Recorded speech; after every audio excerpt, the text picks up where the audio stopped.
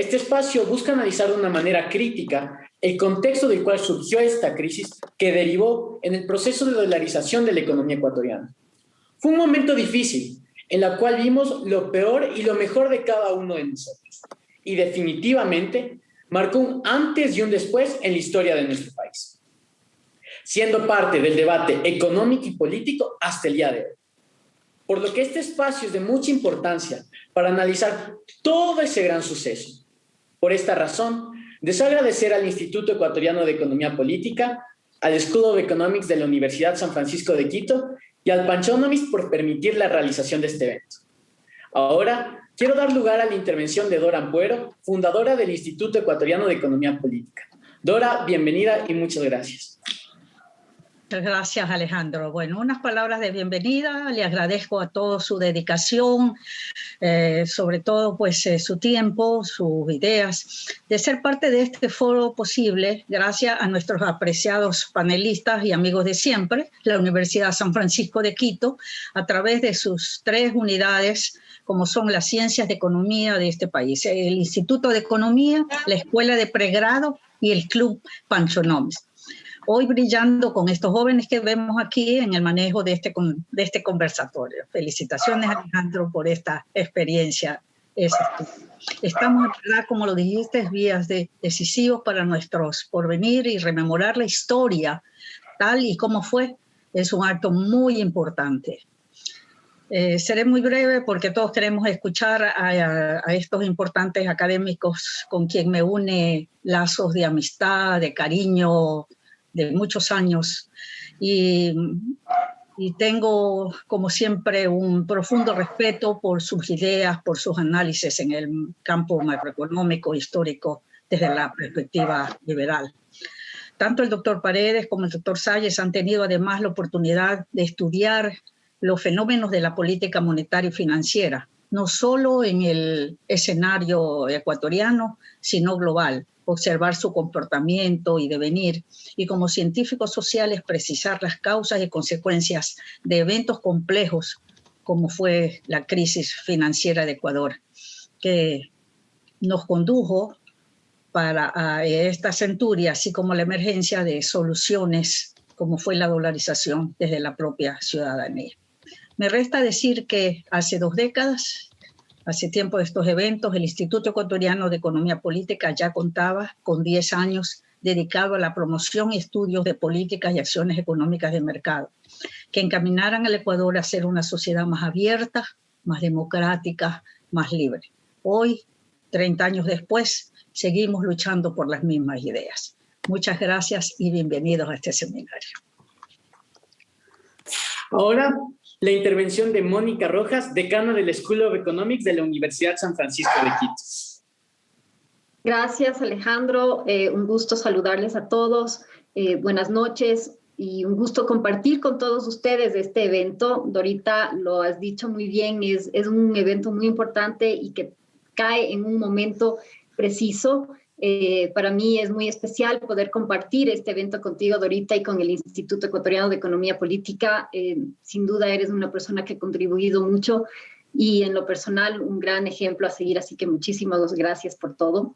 Para la Universidad San Francisco de Quito y en particular para la Escuela de Economía es una responsabilidad también ser parte de estos ejercicios de reflexión, de análisis, de evaluación.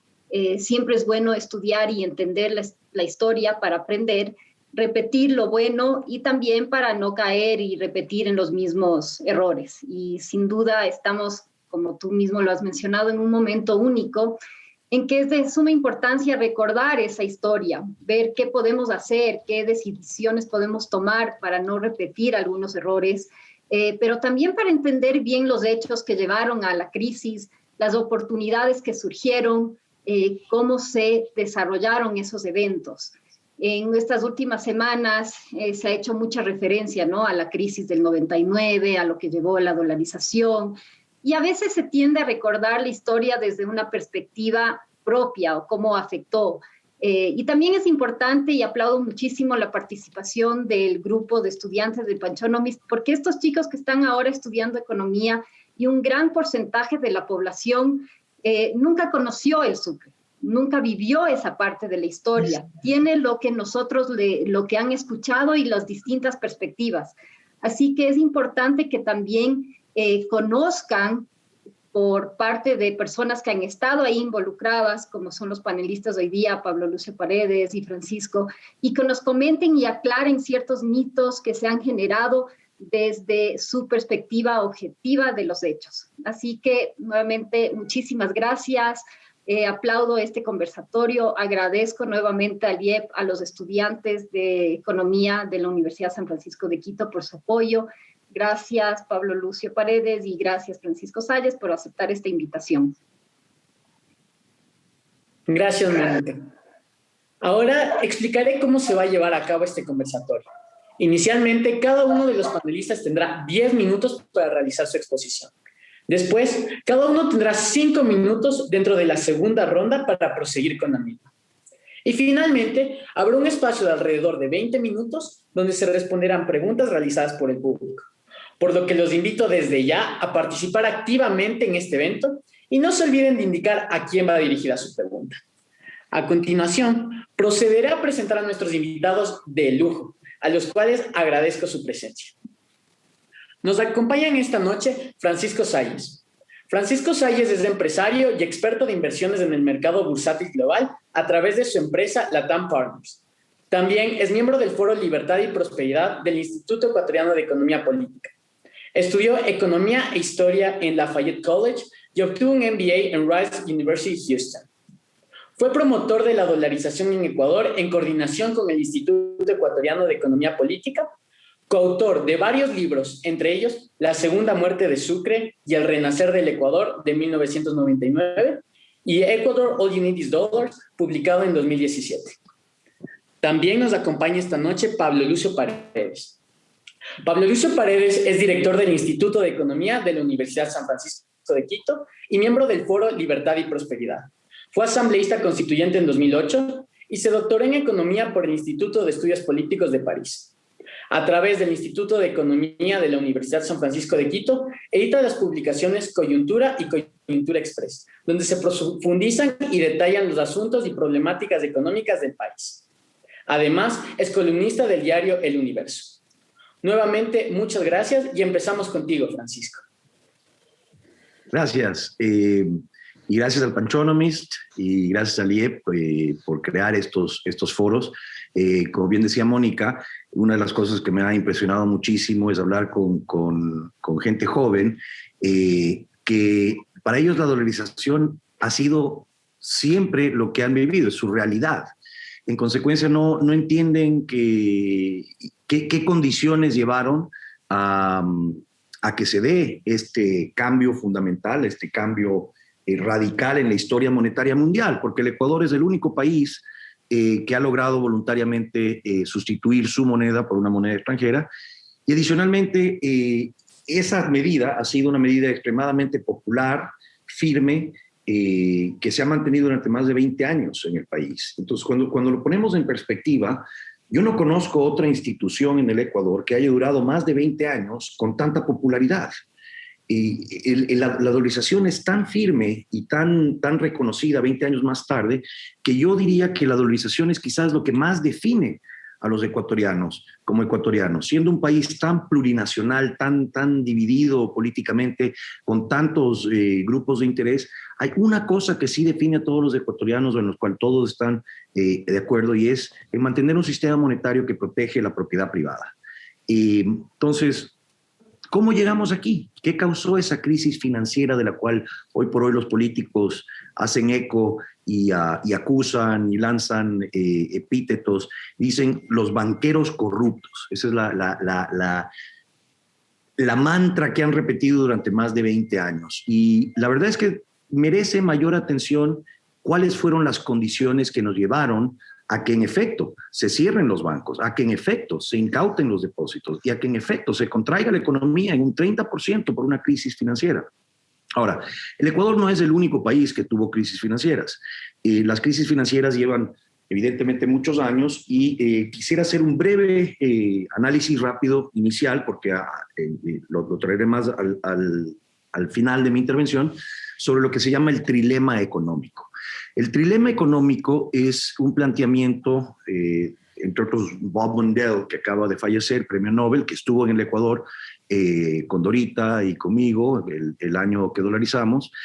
El trilema económico plantea que hay tres condiciones o tres políticas que puede usar un gobierno, que son: la una es mantener un tipo de cambio fijo, la otra es la soberanía monetaria, es decir, ejercer todas las operaciones de mercado abierto, etcétera, etcétera, y la tercera es tener libre flujo de capitales.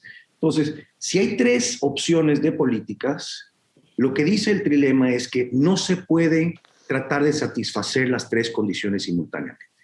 Que las crisis económicas en el mundo, crisis financieras económicas, han sido producto de que los gobiernos han tratado de manejar esas tres variables simultáneamente, y eso es lo que ha causado que el sistema se derrumbe.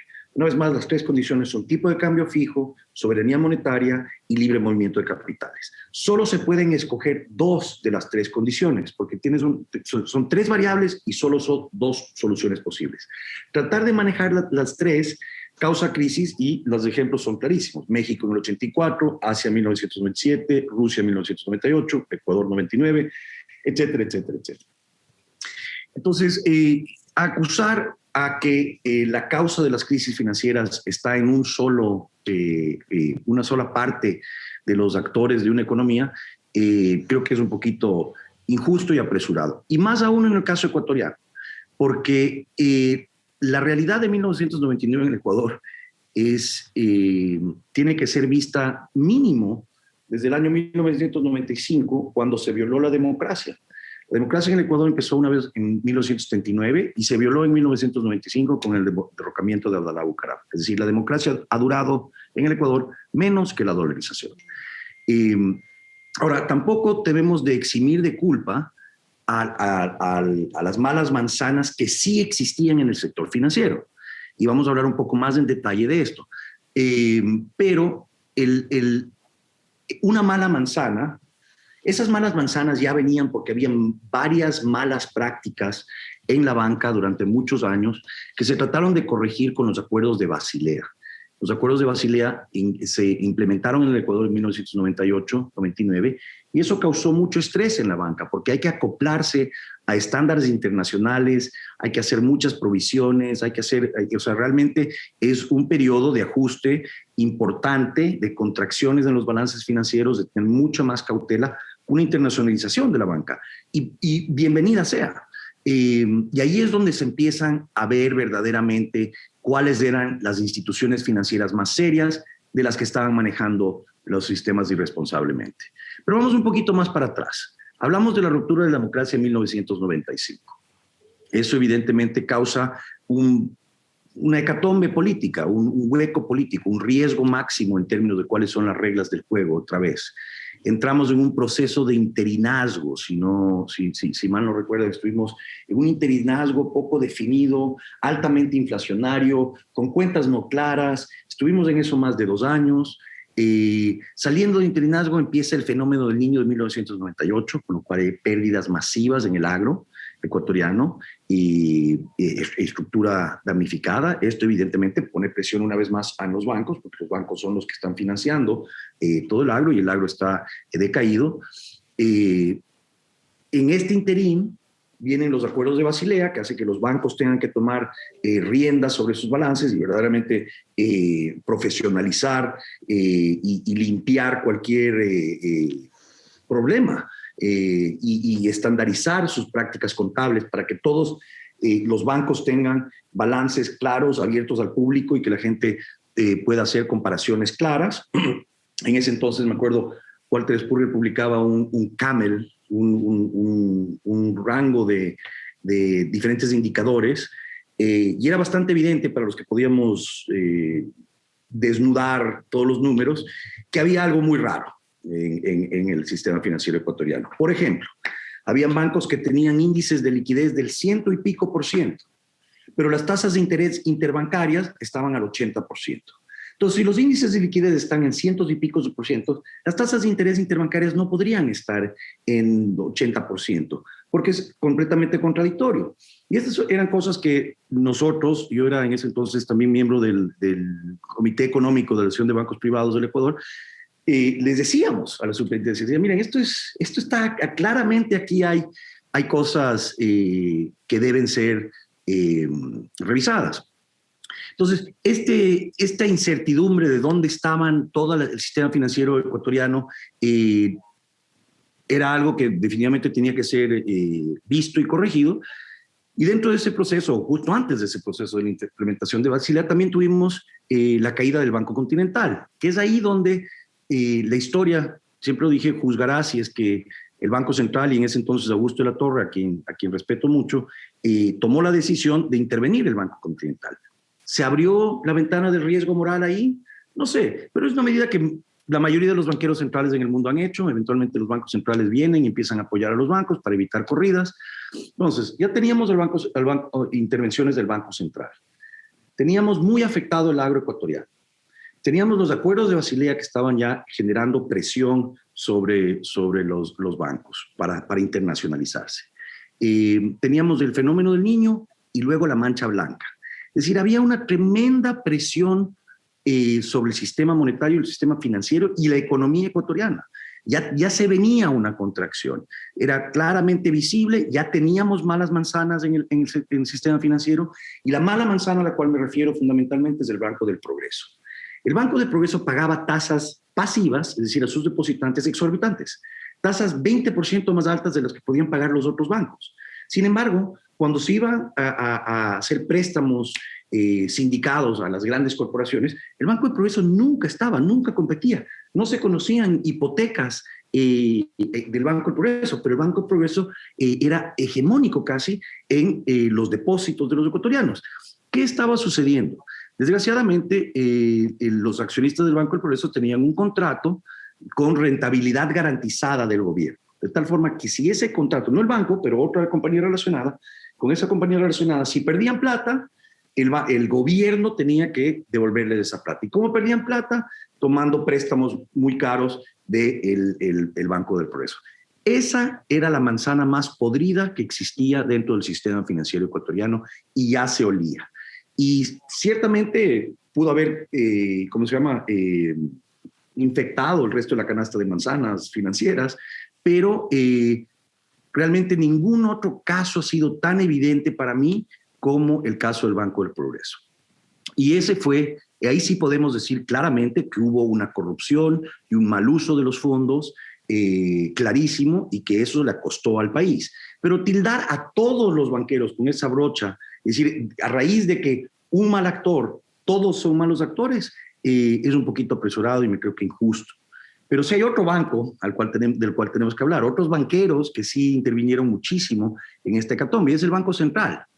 Hay que recordar, ya hemos dicho qué pasó desde el 95, 96, 97, o sea, crisis, Niño, mancha blanca, caída del Banco Continental. O sea, el Ecuador ya estaba bien golpeado. Y en el 99 se crea la Agencia de Garantía de Depósitos, una medida que, por polémica que sea, no me parece algo tremendamente descabellado. Nunca me han gustado los sistemas donde el gobierno incauta recursos para tratar de pagar el riesgo moral de otros, pero bueno, pasa la ley de la AGD, y para financiarla, entre otras cosas, porque al final es un nuevo impuesto, pero para financiarlo, con la excusa de financiar esta nueva Agencia de Garantía de Depósitos, pasa en el Congreso una ley del impuesto de circulación de los capitales. Y esto es algo que mucha gente no recuerda.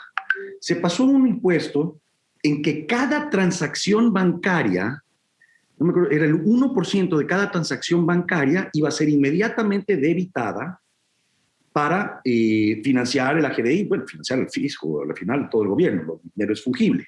Entonces, los que conocemos de economía entendemos lo que es el multiplicador del dinero. El dinero se multiplica cuando entra en un proceso de depósito y crédito, depósito y crédito, depósito y crédito, de tal forma que el encaje o lo que los bancos tienen que guardar ante cada depósito es solo un 10%, entonces pueden prestar ese otro 90%, ese otro 90% se vuelve a depositar en la banca, se vuelve a prestar, y eso crea una expansión de dinero en lo que llamamos cuasi dinero. El encaje teórico es 1 sobre pero el multiplicador teórico es 1 sobre encaje. Entonces, si el encaje es 10%, 1 sobre 0.1 es 10 veces. Es decir, por cada $1 de depósitos podríamos tener teóricamente $10 de depósitos totales en la economía. Esto se lo conoce como el multiplicador del dinero. Ahora, analicemos rápidamente qué es el impuesto a la circulación de los capitales. Es un impuesto a los depósitos, es un impuesto a las transacciones y en consecuencia iba a actuar como un desmultiplicador grave de la masa monetaria. La gente iba a retirar su dinero, pero no lo iba a volver a depositar porque evidentemente no quería incurrir en más gastos. Entonces, esa parte fiscal, esa política fiscal ya había sido preanunciada porque esa ley se pasó en agosto, pero el impuesto no entraba hasta el 1 de enero del 2000. Y aquí viene verdaderamente lo que eventualmente tumba a la banca. El 18, o sea, me gusta pensar que los elementos bajo los cuales todo esto pasó era una tormenta perfecta. Los bancos ecuatorianos estábamos de una tormenta absolutamente perfecta, un huracán horroroso, y después ya sabíamos que venía este viento de los impuestos de circulación de las capitales, y viene el Banco Central y crea la ola más gigante de la historia de una tormenta perfecta, que evidentemente hunde a casi todos los barcos.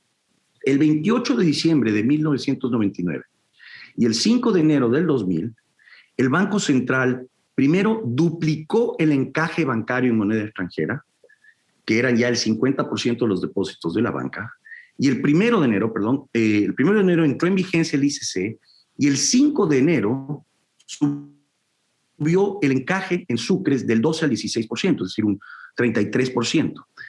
Regresando al multiplicador del dinero, como les había dicho, el multiplicador teórico se calcula 1 sobre el encaje.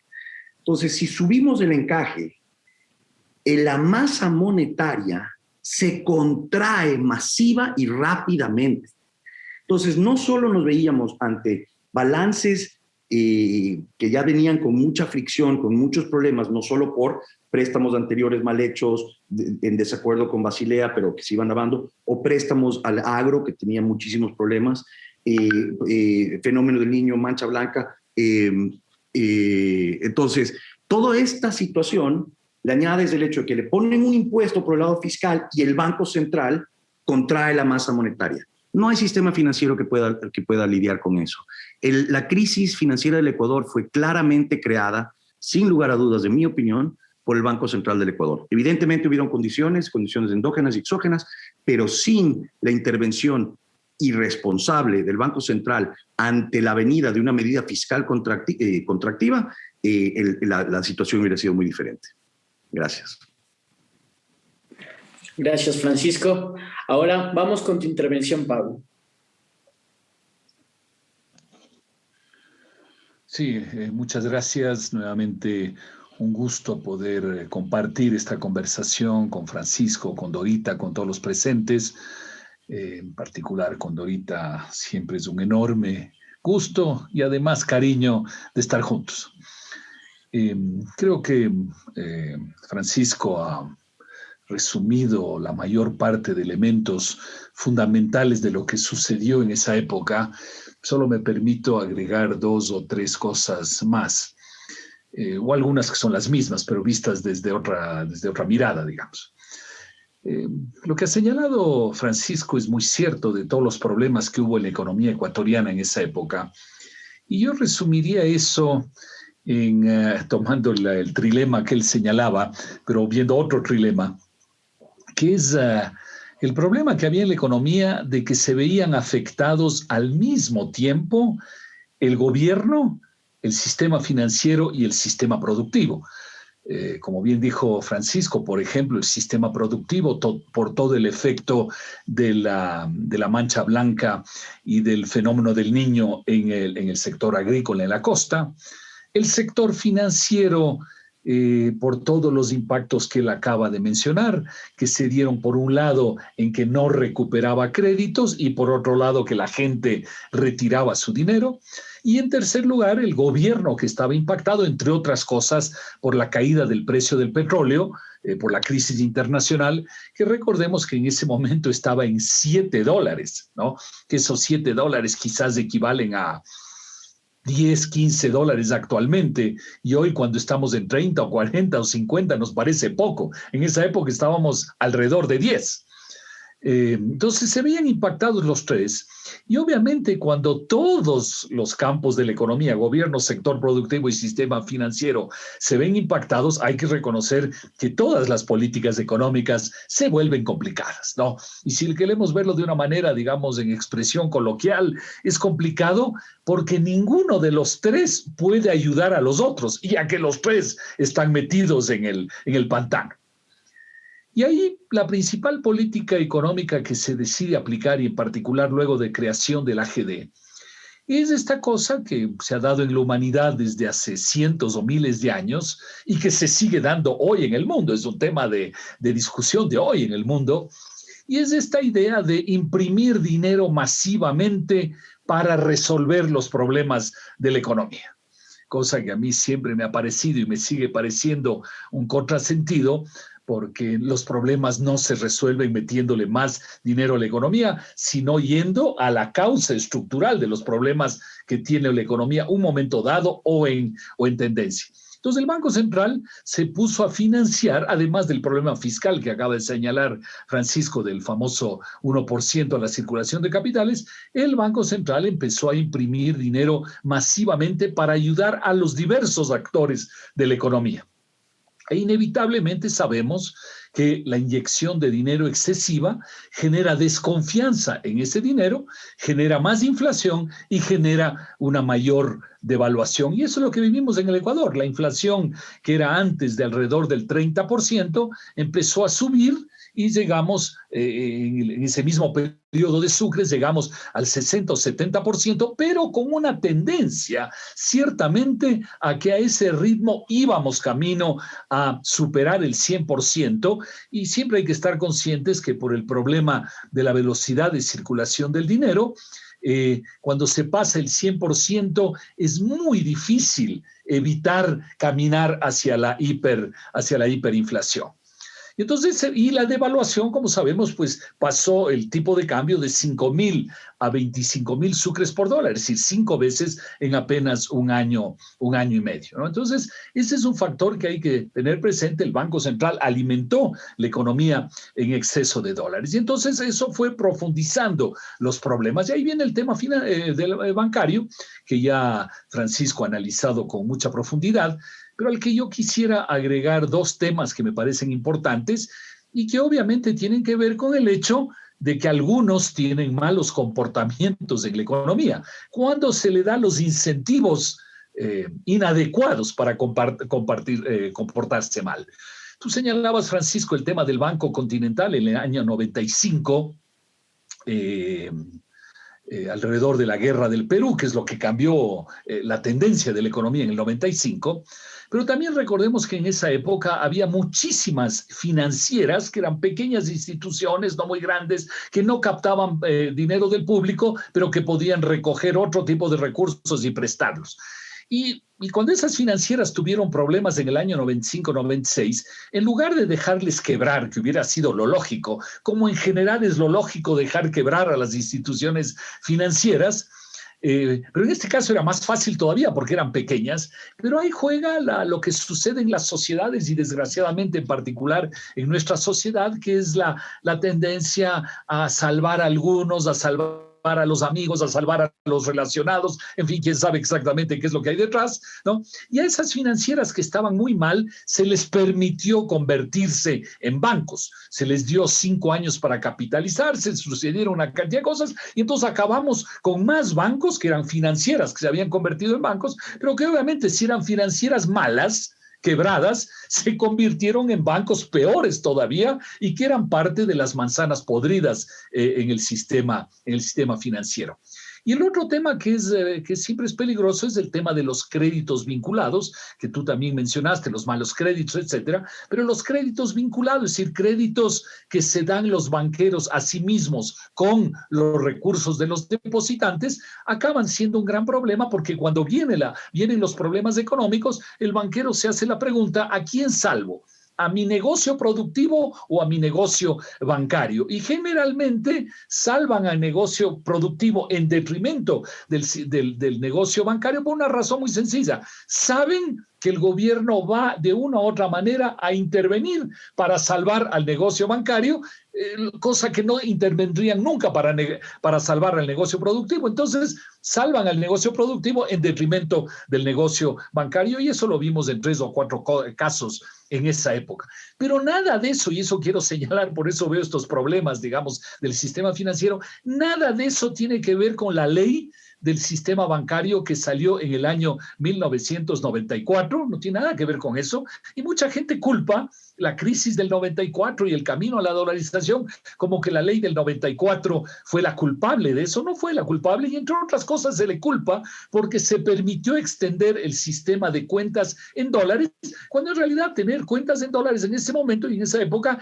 era más bien una alternativa sana para los ciudadanos de poder tenerlas. Entonces no fue para nada esa ley causante de la crisis que vivimos en el año 99. Quería un poquito señalar eso. Y entonces, y para terminar, quisiera señalar cómo fuimos avanzando y cómo terminamos. Llegamos efectivamente a enero del 2000, en que en el último mes el tipo de cambio se había devaluado, había pasado de 15.000 a 25.000 en 3 semanas, y obviamente el camino, si no hacíamos nada, era continuar esa misma ruta y camino, como digo, a la hiperinflación.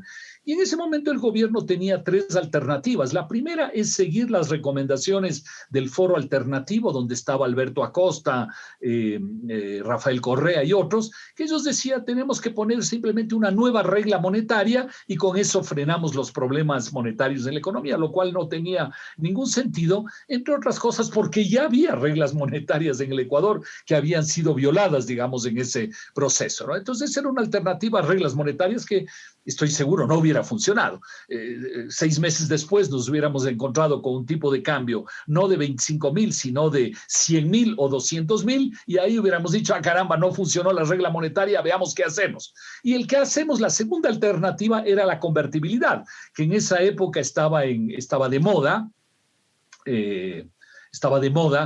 por Argentina, a pesar de que Argentina ya estaba camino a salir de la convertibilidad, porque la convertibilidad no hace cambiar la institucionalidad y la confianza fundamental, porque en realidad tú sigues manejando tu moneda, ¿no?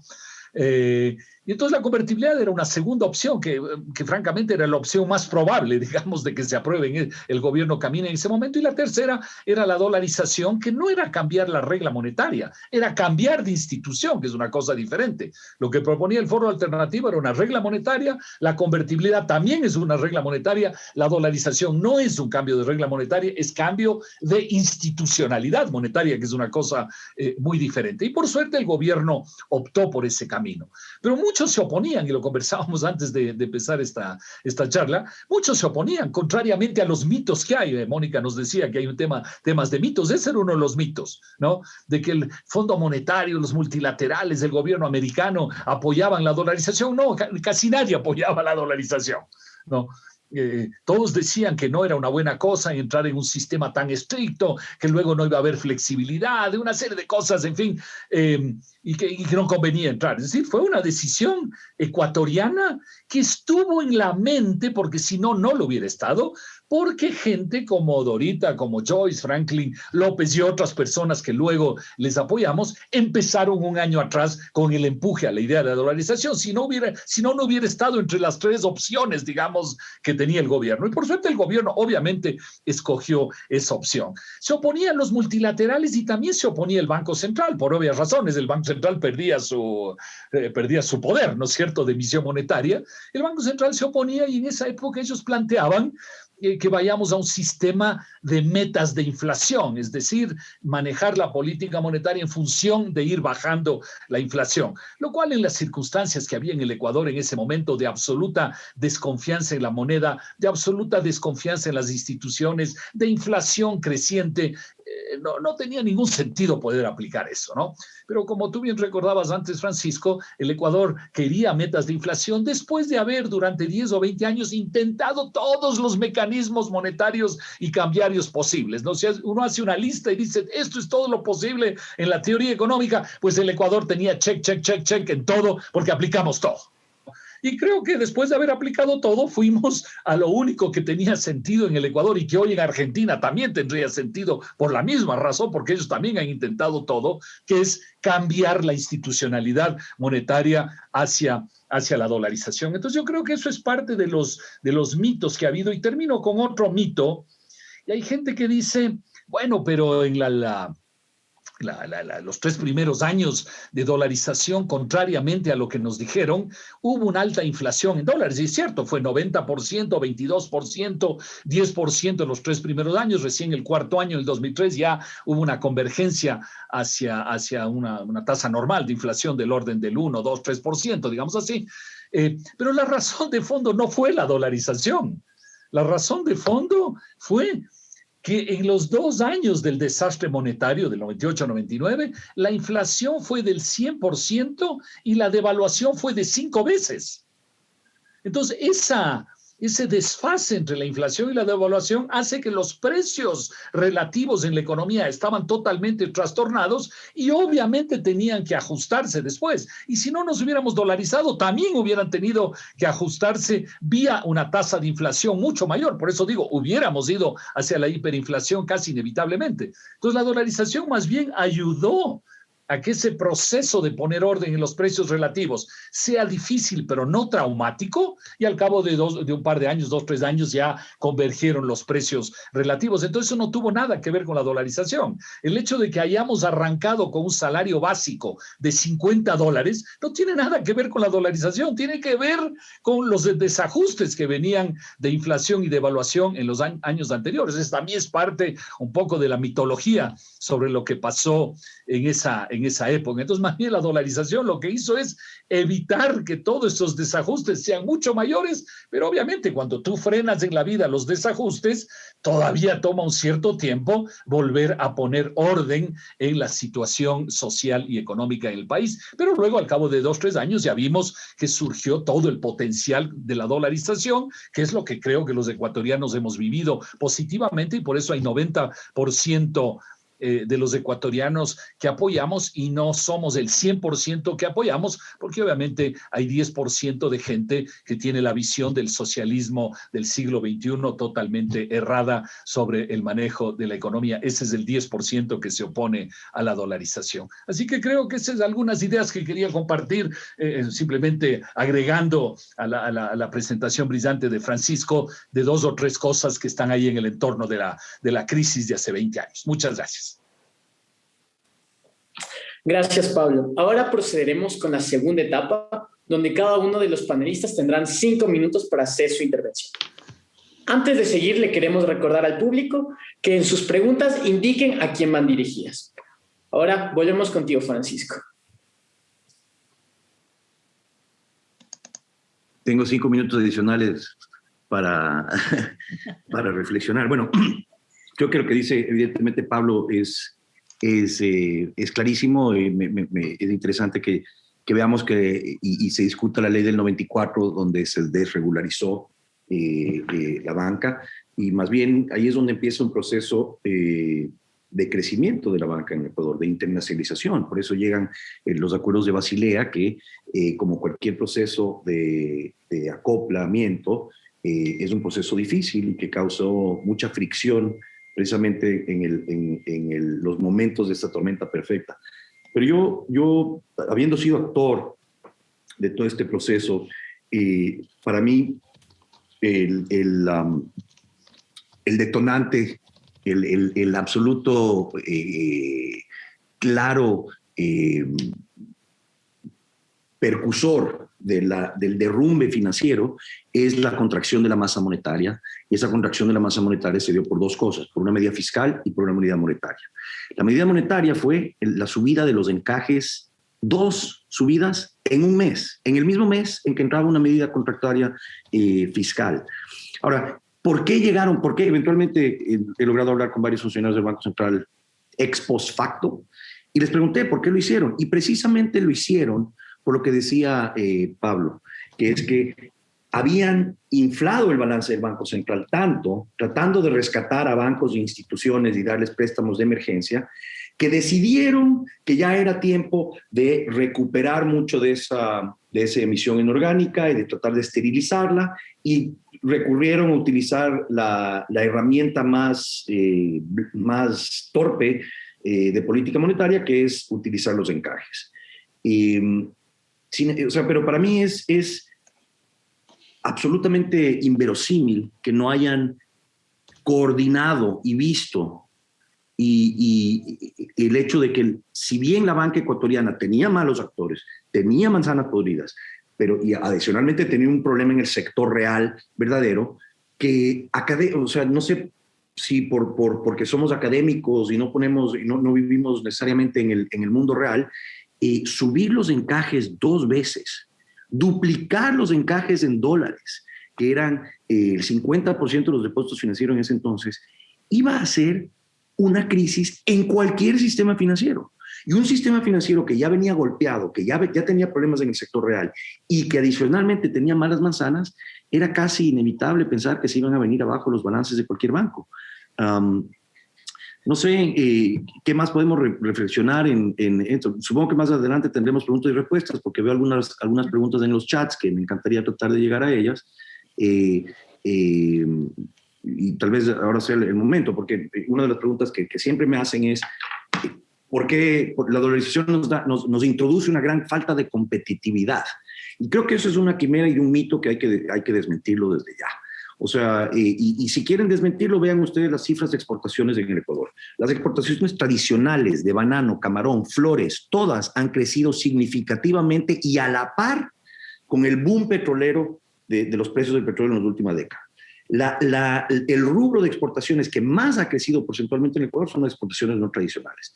Entonces, si tú puedes ser competitivo con un commodity como el banano y como el camarón, donde estás sujeto a presiones internacionales, donde eres absolutamente un price taker, no un price giver, porque estás en un commodity, entonces pensaría yo que no hay absolutamente ningún asidero a una discusión de que la dolarización te hace menos competitivo. Y todo lo contrario, al final la dolarización te hace más competitivo porque te hace más fácil el cálculo empresarial. Es decir, realmente puedes dedicarte a tratar de producir, no dedicarte a tratar de dejar de perder o de ganar con el tipo de cambio. Si el gobierno ya no se vuelve tu socio en cuanto al dinero y al capital con el cual estás transando. Especialmente en Ecuador, el gobierno es tu socio en todo el resto, la tramitología, etcétera, etcétera. Pero en términos del campo monetario, con la dolarización no pierdes competitividad, más bien la vas ganando. Pero tenía 5 minutos, no sé, o sea, realmente el comentario más importante creo que era lo que decía Pablo, o sea, el Banco Central sí expandió su balance, trató de ayudar, pero desgraciadamente cuando dijo, bueno, es momento de tratar de esterilizar ese dinero, fue un muy mal momento, fue extremadamente mal planificado y fue extremadamente agresivo. Entonces, contrajeron la masa monetaria ecuatoriana de una forma brutal en cuestión de un mes y no hay banco, no hay sistema financiero que pueda aguantar eso. Pero el resultado es que se limpió la banca, todas esas malas manzanas ya murieron y nos dolarizamos. Y en 10 años pudimos reconstituir el balance del Instituto Ecuatoriano de Seguridad Social, una entidad que estaba absolutamente quebrada. En 10 años ya lo teníamos tan bien parado que el próximo gobierno también se fue y robó todos los recursos que ya se habían ahorrado. Pero por lo menos vemos que los ahorros se pueden reconstituir en menos de 10 años con un esquema como la dolarización, donde la propiedad privada del dinero se la regresamos otra vez a los ciudadanos.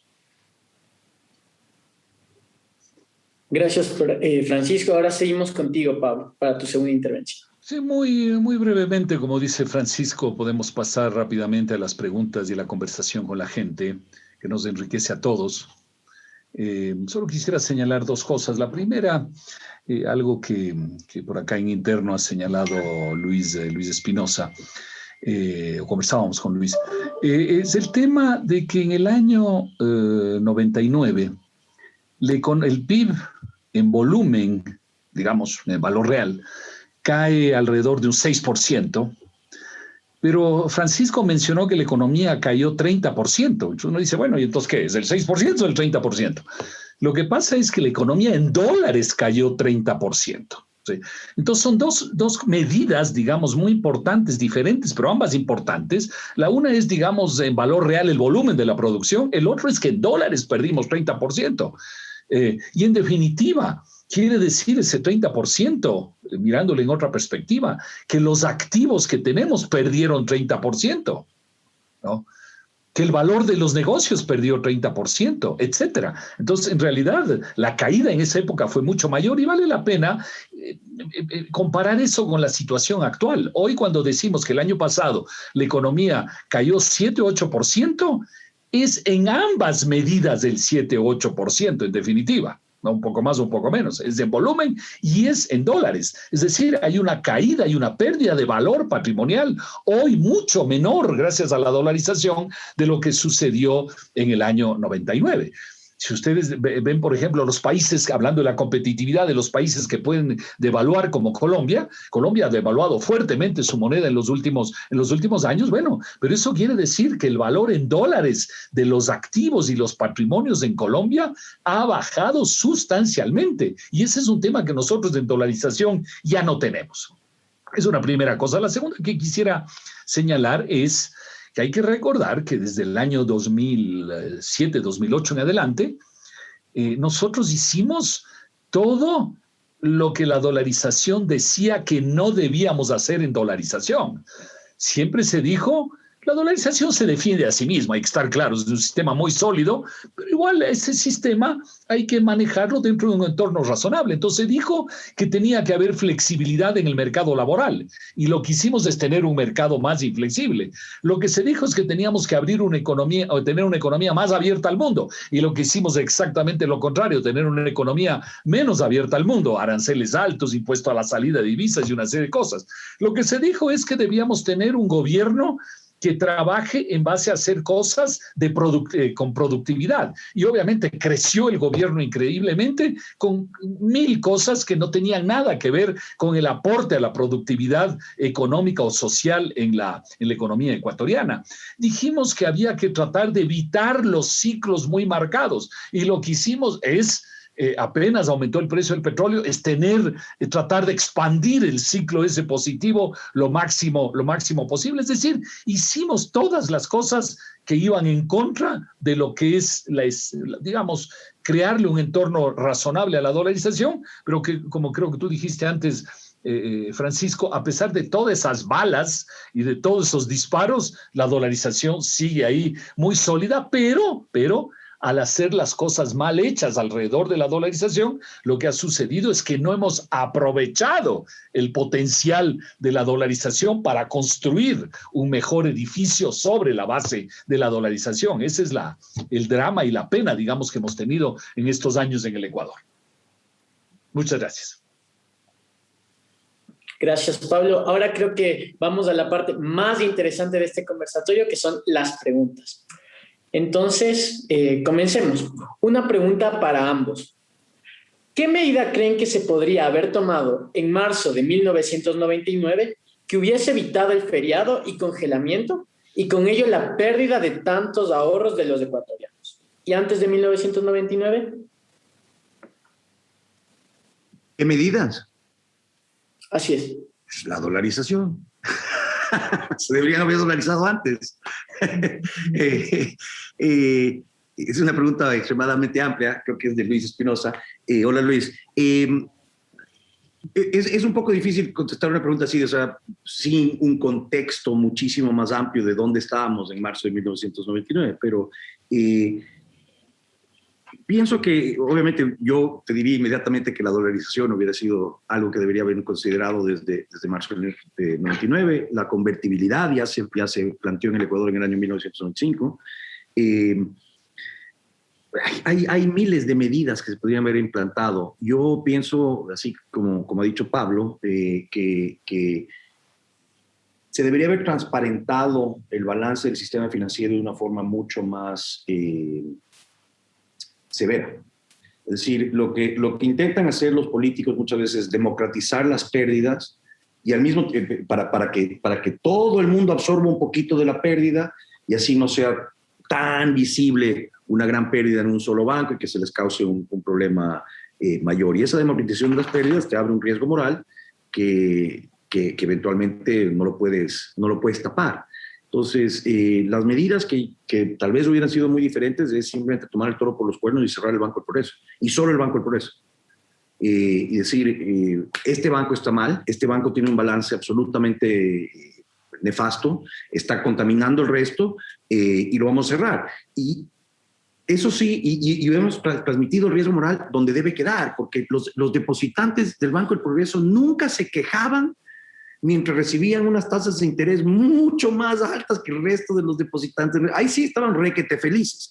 Pero el rato que les dijiste, oye, ¿sabes qué? Pusiste tu dinero en mucho riesgo, ahí sí se quejaron. Y no solo eso, sino que el resto de los ecuatorianos acabamos pagando ese privilegio que tuvieron los depositantes del Banco del Progreso de tener tasas de interés mucho más altas sobre sus depósitos. Entonces, pienso que así en retrospectiva creo que eso hubiera sido realmente una medida que tal vez hubiera sido mucho más saludable para el país con tiempo, pero claro, mirar para atrás es fácil, decir que se debería haberse hecho es fácil, y más aún, o sea, actuar políticamente en algo tan grave, se requiere mucho, y por eso es que la dolarización entró solo con una crisis, porque si hubieran pensado bien, tal vez hubieran dolarizado antes, pero tomar una decisión política de esa índole requiere, desgraciadamente, muchas veces que los pongas contra la pared, que estén contra la pared y que no tengan otras opciones. Y por eso el trabajo y la labor de Dorita de traer la dolarización, de hacer que la dolarización se discuta, de convencer a la gente de que la dolarización era una opción, es lo que verdaderamente, como dice Pablo, abrió para que esa posibilidad se dé, porque si ni siquiera se discutía, hubiéramos acabado con alguna otra quimera. Quizás ahorita, no sé qué tendríamos, Pablo, aquí, una hiperinflación, no sé qué sería.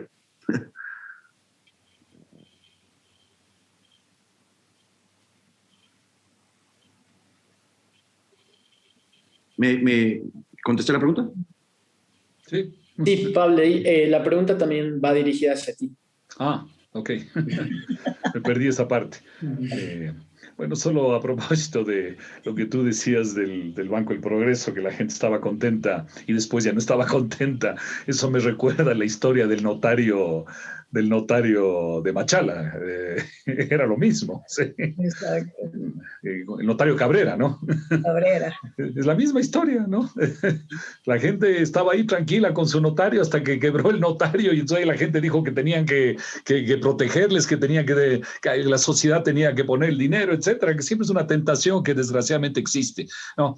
Como tú decías, contestar a la pregunta de Luis así muy rápidamente es complicado porque implica todo un proceso de política económica, pero yo pienso que hay dos o tres cosas que de igual forma vale reflexionar. La primera, recordar que el gobierno de Yamil, y con toda razón, le dio mucha importancia al proceso de paz con el Perú, que se dio en octubre, noviembre del 98, que le tomó los 3-4 primeros meses del gobierno, y probablemente el gobierno descuidó el tema económico, y el tema económico le fue ahogando, ¿no? Ese es un tema que debió haber empezado antes. Algo que tú has insistido mucho, el tema de los balances bancarios. Yo creo que se debieron haber mirado mucho más de cerca desde antes y tomar las medidas que había que tomar, ¿no? Si había que cerrar bancos, había que cerrar, si había bancos que ayudar, había que ayudar, en fin, había que hacer lo que sea, pero había que mirar con tiempo los balances bancarios. Creo que la idea de la AGD, Francisco, era una idea muy mala, dada que se dijo que era una garantía, acuérdate, universal a los depósitos,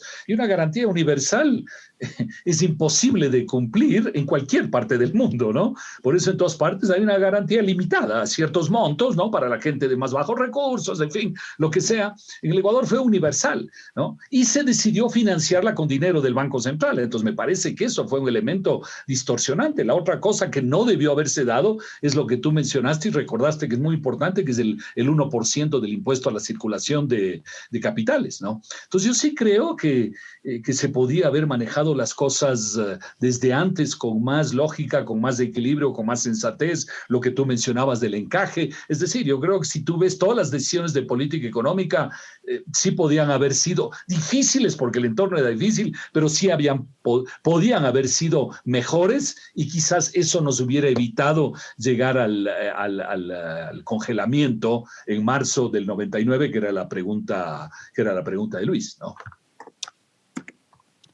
Ya, vamos con la siguiente pregunta y para esto les quiero pedir que me ayuden respondiendo en 1 minuto, por favor.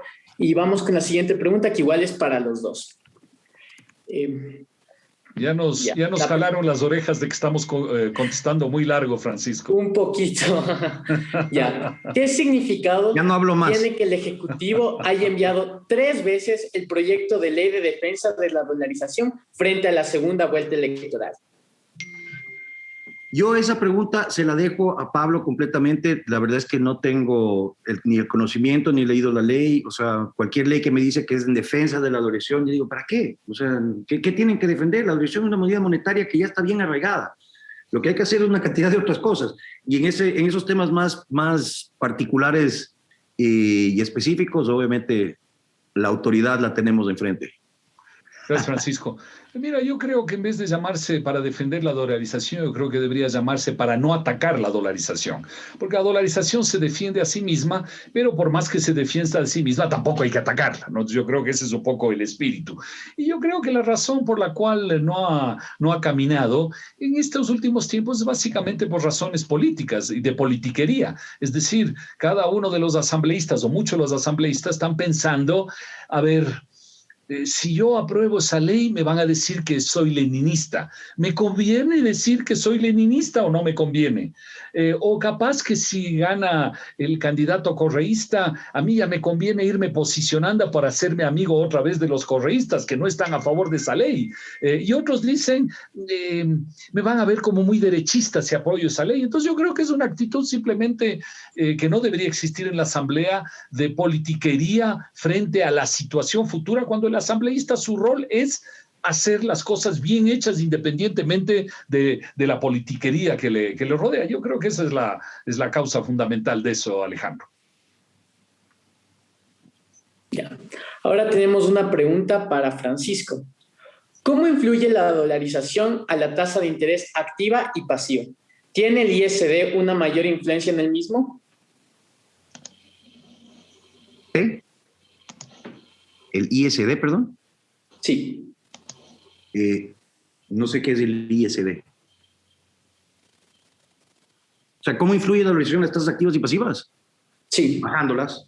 O sea, elimina una parte. Las tasas reflejan, vamos a usar una definición financiera. Las tasas reflejan riesgo, ¿sí? El riesgo es incertidumbre.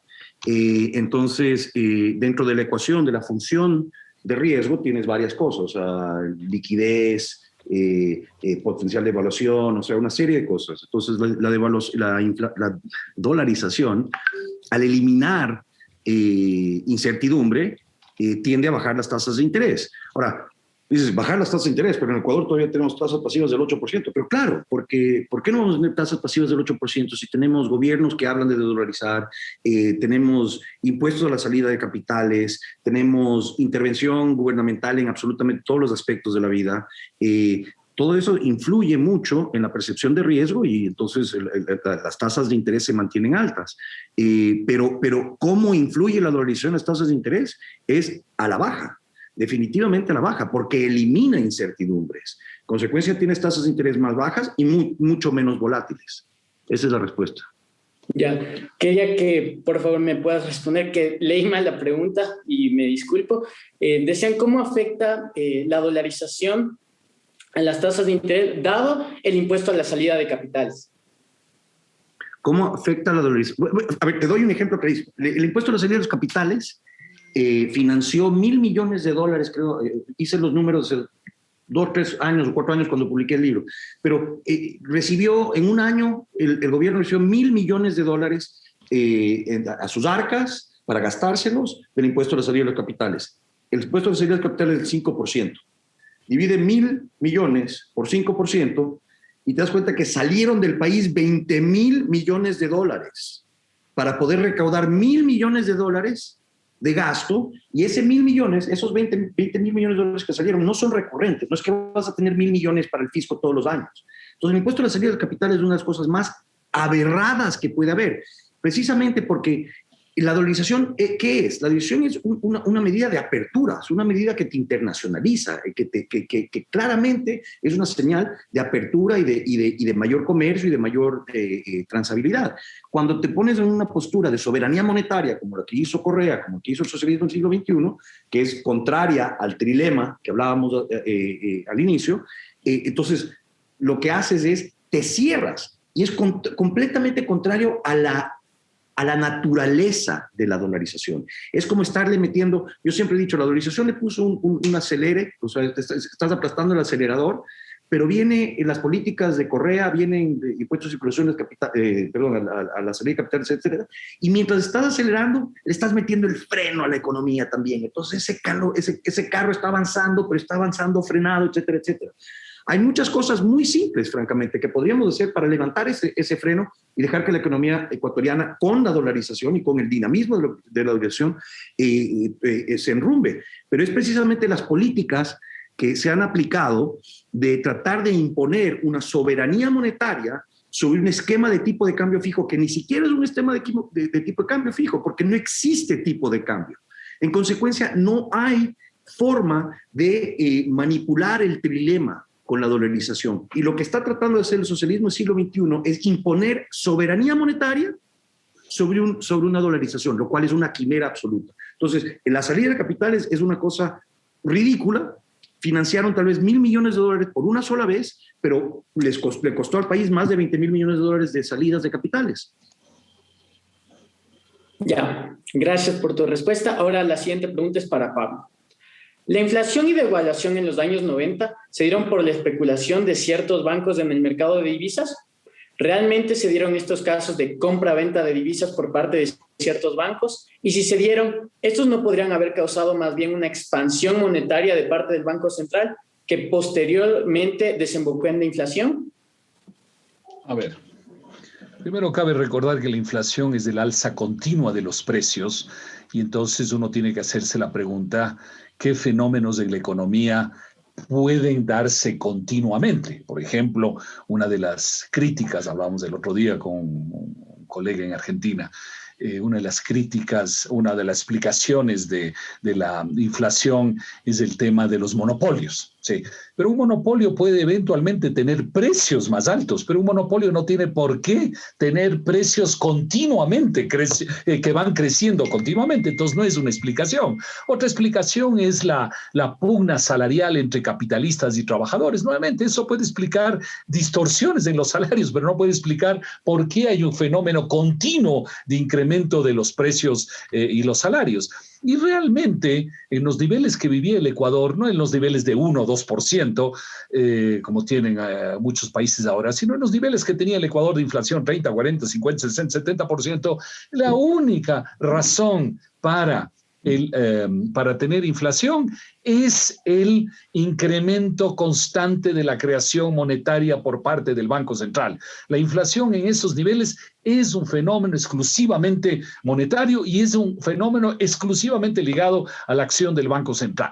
Y la acción del Banco Central se da por lo que ya sabemos desde hace 3.000 años, es que los gobiernos dicen: yo quiero resolver problemas de la economía imprimiendo dinero. No los resuelvo de otra manera, sino imprimiendo dinero. Esa es la causa fundamental de la inflación como la vivía el Ecuador en los años 80 y 90. No hay que buscarle otro tipo de explicaciones.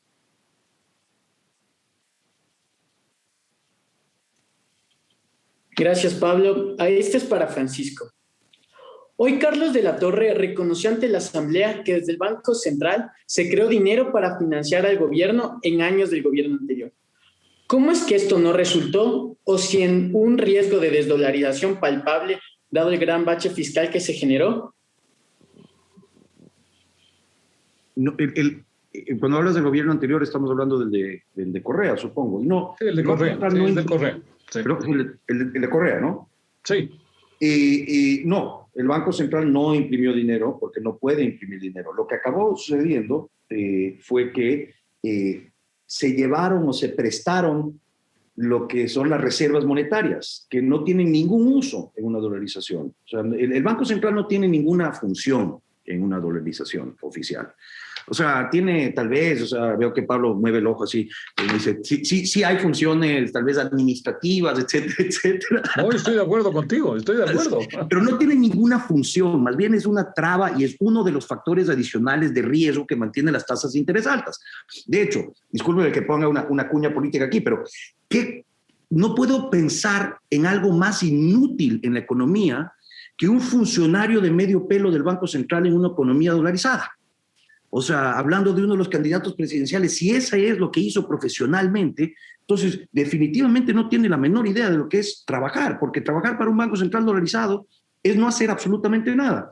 Entonces, lo que acabó siendo el gobierno, aparte de llevarse el mayor recurso petrolero de la historia, aparte de llevarse los recursos del IES, aparte de endeudarse, aparte de bonos internos y externos, eventualmente se les acabó cómo financiar el proyecto clientelista popular y recurrieron a, bueno, ¿quién tiene plata? El Banco Central. ¿Cómo tiene plata el Banco Central? Tiene un exceso que antes se llamaba Reserva Monetaria Internacional, que realmente no tiene mucho uso. Se le podría dar el uso de prestamista de última instancia si queremos volver a abrir esa burbuja de riesgo moral, etcétera, etcétera, etcétera. Pero recordemos que Panamá no tiene Banco Central y nunca ha tenido una corrida bancaria. Entonces, nosotros tampoco necesitamos un prestamista de última instancia que potencialmente cree un problema de riesgo moral. Entonces, ¿qué hizo el gobierno? Básicamente le metió la mano, así como le metió la mano al Seguro Social, en su balance y dijo, este dinero es para mí, para yo gastarlo, ahí te va un pagaré. Entonces, en el Banco Central tienen un pagaré y ya no tienen efectivo. Entonces, no hubo emisión inorgánica de dinero porque no pueden emitir dólares, gracias a Dios, pero sí, se gastó el dinero del Banco Central. La siguiente pregunta es para Pablo. ¿Se podría presentar otro feriado bancario? ¿Hay alguna posibilidad de que esto ocurra? ¿El sistema bancario privado es riesgoso en el Ecuador?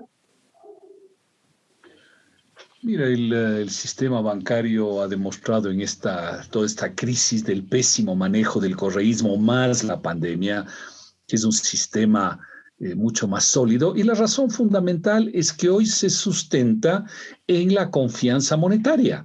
Ese es el tema fundamental.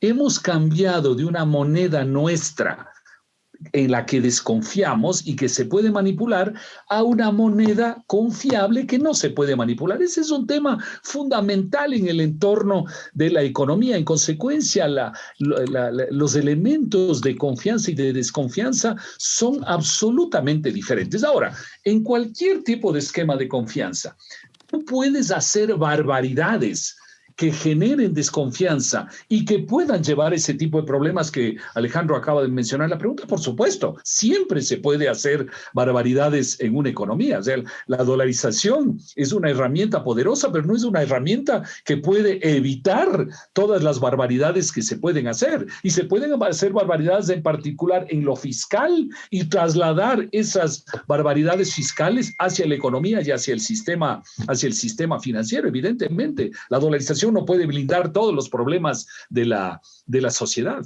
Por eso, y lo hemos insistido mucho, hay temas fundamentales que hacer en el Ecuador, como por ejemplo el tema de la internacionalización de la banca, que le daría no solo la solidez monetaria de la dolarización, sino la solidez bancaria de estar integrada al sistema financiero mundial. Ese es uno de los grandes cambios que tiene que darse en el Ecuador. Tiene que darse porque sí, y además para aprovechar mejor la dolarización. Muchas gracias, Pablo. Gracias, Francisco. Y la última pregunta me han solicitado que se la haga a Dorita. Muy bien. Muy quizá bien. Que ya la pongan ahí para que la puedan ver. Muy bien, Dorita. Ya. Entonces, ¿qué experiencia anterior o por qué el Instituto Ecuatoriano de Economía Política empujaron por la dolarización sin que existiera una experiencia internacional a seguir? ¿Por qué o cómo se les ocurrió que la dolarización era la mejor opción?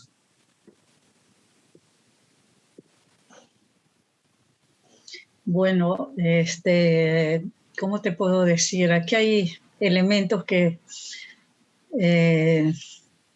surgen en forma muy espontánea, pero hay algunos temas allí.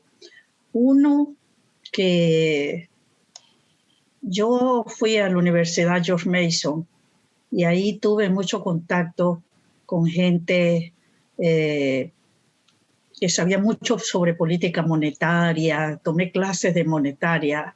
Ahí por primera vez supe lo dañino que era un banco central. Hablaban de free banking, por ejemplo. No se hablaba de que cosas que nosotros ya habíamos hecho antes en el país también.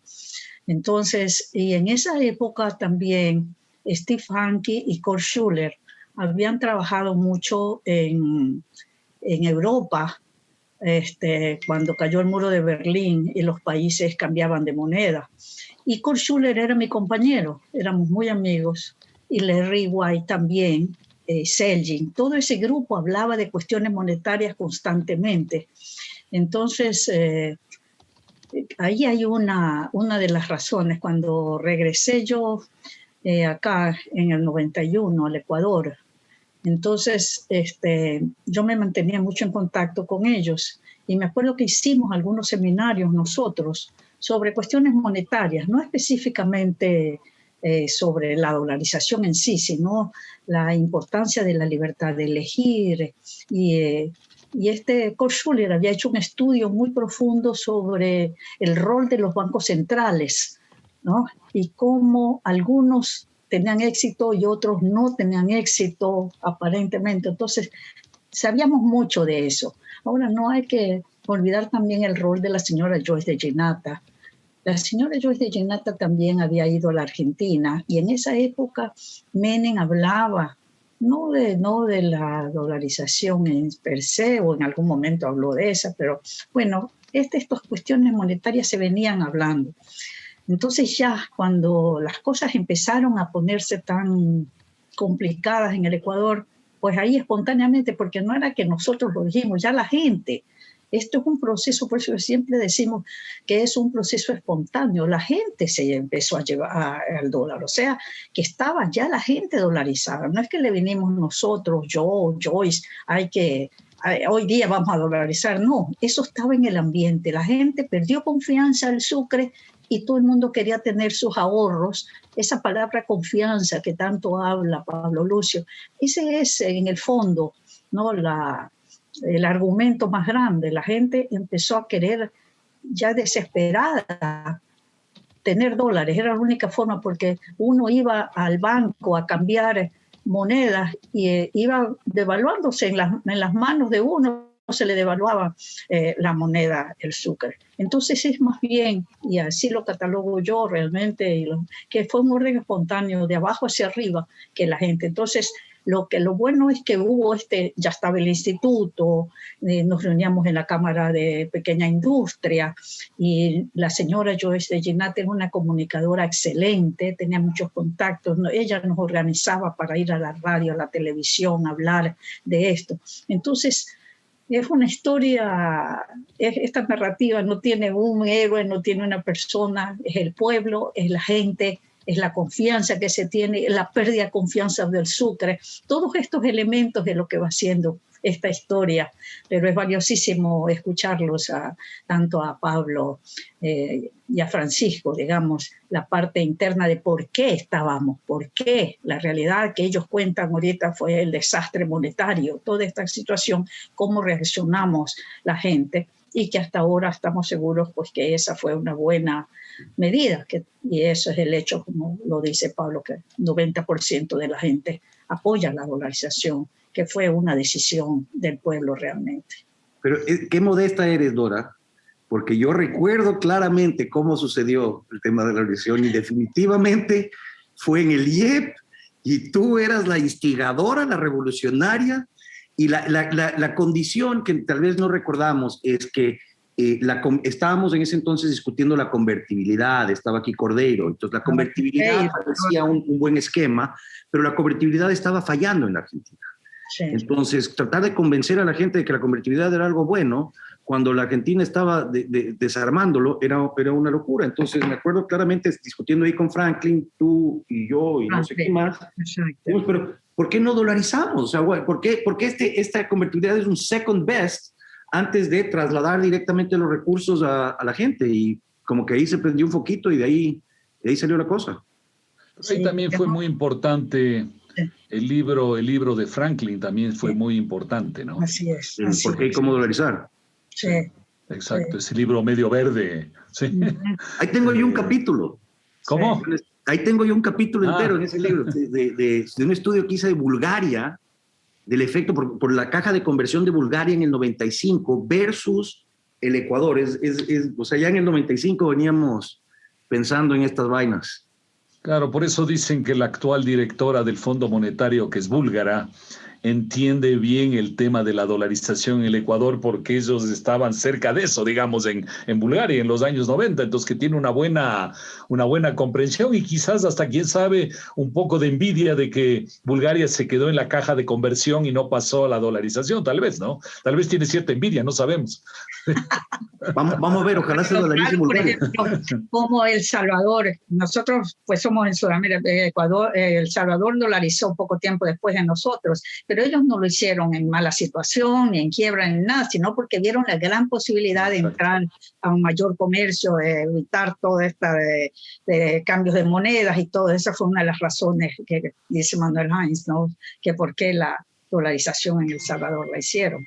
Porque y tú ves, Dorita, que justamente en El Salvador no se dio ese tema de la necesidad de ajustar los precios relativos, porque ellos lo hicieron en una circunstancia de absoluta, digamos así, tranquilidad de la economía, donde no pasaba nada. En el Ecuador se dio ese ajuste muy, muy fuerte durante 2 o 3 años, porque veníamos de una situación de crisis muy fuerte y había que poner en orden la economía. Ya no sucedió eso, ¿no? Lo cual demuestra que efectivamente no es un tema ligado a la dolarización, sino ligado a la dolarización en la crisis ecuatoriana, ¿no? En El Salvador lo hicieron con más tranquilidad y no pasó nada, digamos, ¿no? Diría que está ligado a la dolarización por la forma en que se dio vía fiat de un tipo de cambio que estaba aceleradísimo, o sea, simplemente se agarró el tipo de cambio de la calle y dijo a 25,000 y sabes desde antes que el tipo de cambio va a estar inflado. Pero bueno, o sea, sí, se sufrió inflación el primer año con dolarización, pero en 1 año y en 10 años ya el Seguro Social estaba recapitalizado. O sea, los beneficios han sido espectaculares. Desgraciadamente tenemos un gobierno que vio que los recursos estaban ahí, se los llevó impunemente, pero la base para poder reconstruir siempre la economía ecuatoriana está ahí, que es el dinero en manos del pueblo, la propiedad privada más democrática en manos de los ciudadanos.